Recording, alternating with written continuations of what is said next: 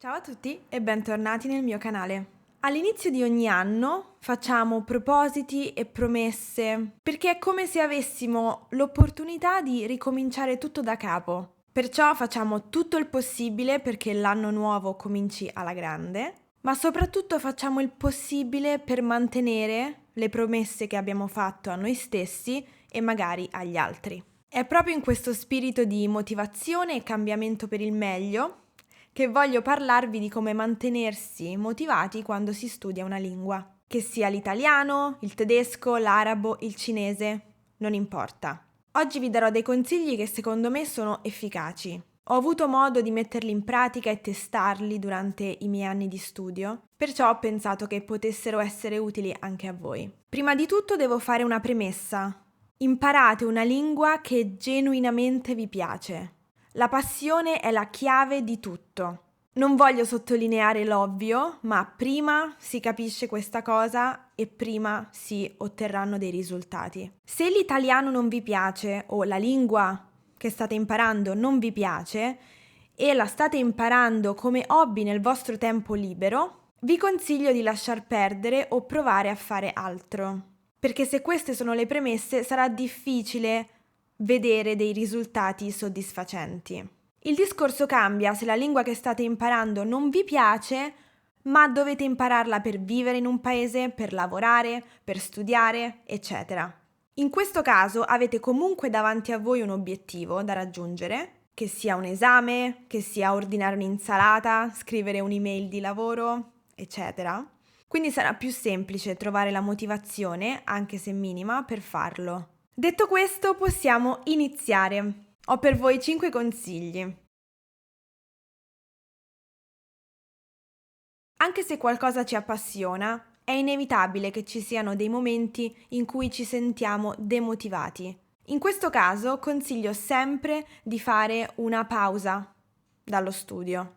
Se non vi va in quel momento di studiare, è inutile stare con gli occhi su un libro di grammatica, perché la mancanza di voglia o di motivazione ha già chiuso le porte del vostro cervello. Quindi non entrerà nulla, nessuna informazione resterà. Piuttosto uscite, distraetevi, guardate un film, fate qualsiasi altra cosa che non implichi lo studio.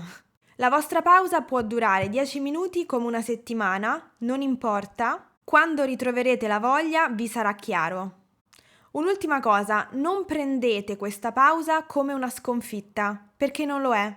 Consideratela come un riavvio del cervello, per poi iniziare di nuovo a mente fresca.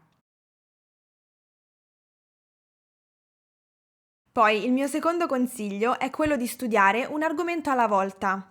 Inevitabilmente, quando si studia una lingua, gli argomenti si intrecciano. Ma non lasciatevi distrarre da ciò. Fate un piano settimanale o mensile, come una sorta di calendario di studio, in cui annotate quello che volete imparare e rimanete fedeli al vostro programma. Ovviamente ci saranno dei cambiamenti da fare man mano che si prosegue con lo studio, ma non riempitevi le giornate con tanti argomenti da studiare, con tanti argomenti diversi da studiare. Ripeto, un argomento alla volta. Ma se comunque volete studiare più argomenti alla volta, fate in modo che questi argomenti siano correlati tra di loro. Per esempio, potete studiare gli usi dell'imperfetto e gli usi del passato prossimo insieme, perché questi due tempi verbali li troverete spesso nella stessa frase.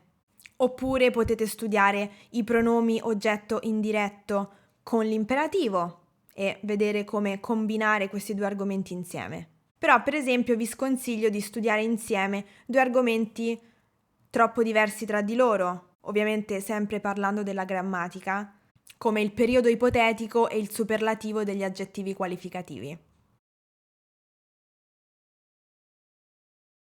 Poi il mio terzo consiglio si riferisce alla gradualità dell'apprendimento. Che vuol dire? Vuol dire che si dovrebbe sempre cominciare dall'argomento più semplice o comunque l'argomento di base per poi risalire la scala della difficoltà e raggiungere man mano argomenti più complessi. Per esempio, non cominciate a studiare il periodo ipotetico se ancora non sapete bene distinguere quando mettere il congiuntivo o quando mettere l'indicativo in una frase, ok? Quindi ci deve essere una certa gradualità nel vostro studio e bisogna mettere in sequenza i vari argomenti. Poi ovviamente potete tornarci sopra, ripassarli, ma la prima volta che studiate un argomento è meglio farlo con gradualità, come se fossero varie fasi. Il mio quarto consiglio riguarda la varietà di attività ed esercizi. È importante, molto importante, variare. Quindi non studiate tutti i giorni la grammatica, oppure tutti i giorni fare la stessa attività di ascolto o di lettura, per esempio. Bisogna variare, quindi un giorno della settimana studiate la grammatica, il giorno dopo studiate una lettura, quindi un testo scritto, il giorno dopo ancora vi dedicate all'ascolto e così via. È importante esercitare tutte le abilità linguistiche, sia quelle passive che quelle attive.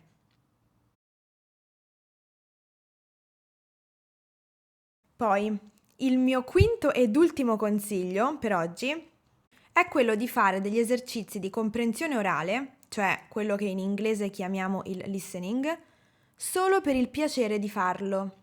Che vuol dire?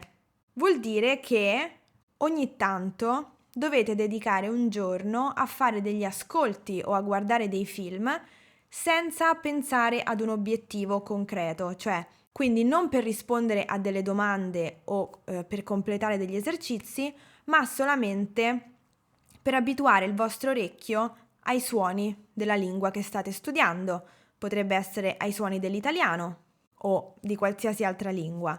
Dovete fare degli esercizi di ascolto senza uno scopo finale, solamente per il piacere di ascoltare un audiolibro, un podcast, una canzone oppure per il piacere di guardare un film.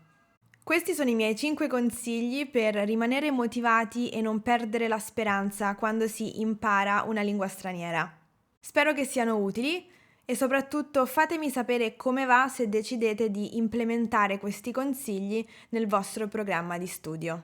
Vi auguro una buona giornata, grazie mille per aver guardato questo video e ci sentiamo presto. Ciao!